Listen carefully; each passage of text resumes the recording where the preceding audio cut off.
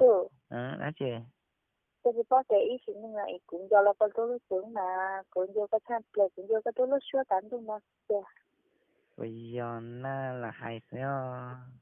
ở chị chơi cái chị bỏ tán thôi cho số này cũng do cái tôi lúc tán đúng không? Chứ lo cái tôi trong phép là tôi chỉ phải mặc các tà mồ nè.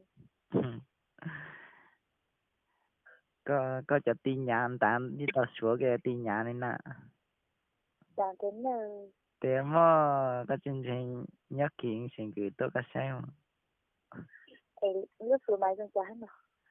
Có lúc cứ 90 tập chỉ 90 là chỉ họ hai ít lúc ta luôn đấy có tin nhắn tôi có tiền sót tiền hỗ trợ cho luôn đó nó có hay lý thế.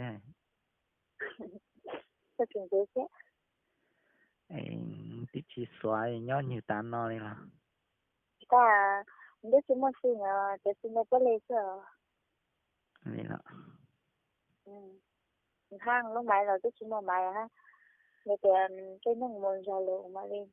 Rồi máy gọi đi việc xin chứ. mù thật thì diện cứ tao nhiên Cho tôi cứ chỉ có thể coi dòng chỉ dòng ta. Ở tự nhà của anh cho tôi có lúc xuống một cái xin mình. can cho cái sự là ta nó cũng tí chỉ xóa cái tin nhắn này nếu mà tin nhắn nhớ như liệt của Họ. ừ Dạ từ cái này kia mình giống này cái chị và các trò.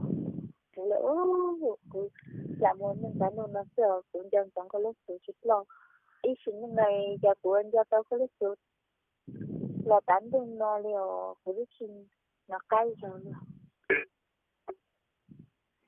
coi giờ thì có một gì này